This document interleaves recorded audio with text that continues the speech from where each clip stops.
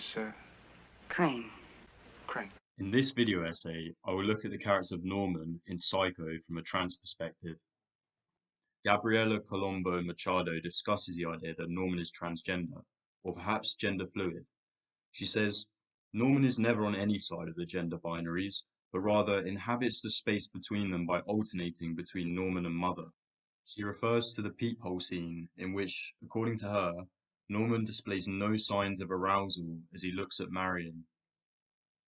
This is perhaps corroborated by the short amount of time Norman spends at the peephole and the methodical way in which he puts the painting back and gets on with his business.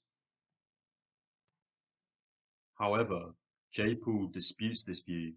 He says, obviously Norman is sexually aroused, and presumably, to avoid moral transgression, he makes his way up to the house. According to Robin Wood, the house, which is in the Victorian Gothic style, almost smells of sexual repression. This has parallels with the time in which Psycho was conceived, the 1950s. As J. Poole notes, in keeping with Victorian values, sexuality was not discussed. In relation to the 1950s, there is the idea of mummism, a term coined by Philip Wiley. He argues that American society was rapidly becoming a matriarchy in which domineering and overly protective mothers disrupted the Oedipal structure of the middle-class nuclear family by smothering their sons with unnatural affection. Norman's transness is fetishistically tied to his mother, yet in a way, Norman is also gender dysphoric in that he feels unhappy as a man. Perhaps he is hinting at this when he talks to Marion. I think that we're all in our private traps, clamped in them, and none of us can ever get out. We scratch and claw, but only at the air, only at each other. And for all of it, we never budge an inch. Sometimes we deliberately step into those traps. I was born in mine. I don't mind it anymore. Oh, but you should. You should mind it. Oh, I do, but I say I don't. Interestingly, as a woman, Norman is able to enact the dominance he lacks as a man, further consolidating his nonconformity to traditional gender codes. The psychiatrist at the end of the film denies that Norman is simply a transvestite. Indeed, as Gabriela Machado notes, Norman resists binary modes of representation. The heteronormative binary is established in the first scene with Sam and Marion. Their positioning in the hotel adds a layer of seediness to their sexual encounter. As Cindy Hendershot discusses, Marion's transgressive erotic desire for Sam sets her up as a sacrificial figure.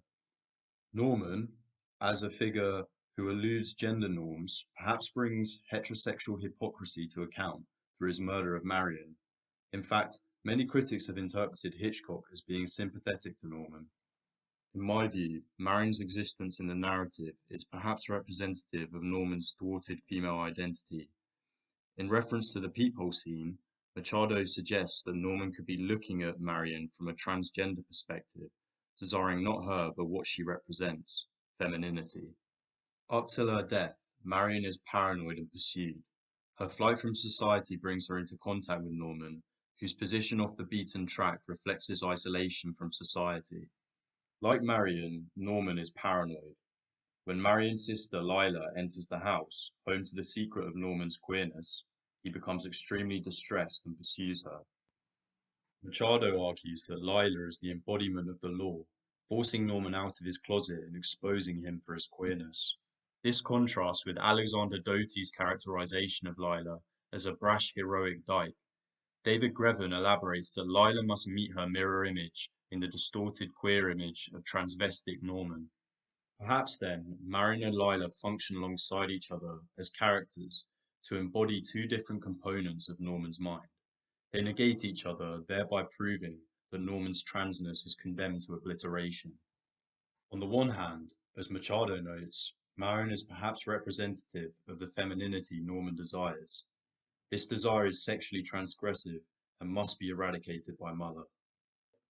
On the other hand, following on from Doty and Grevin, Lila, as Norman's queer mirror image, is finally representative of his own self-hatred, in that she exposes his secret and causes his imprisonment.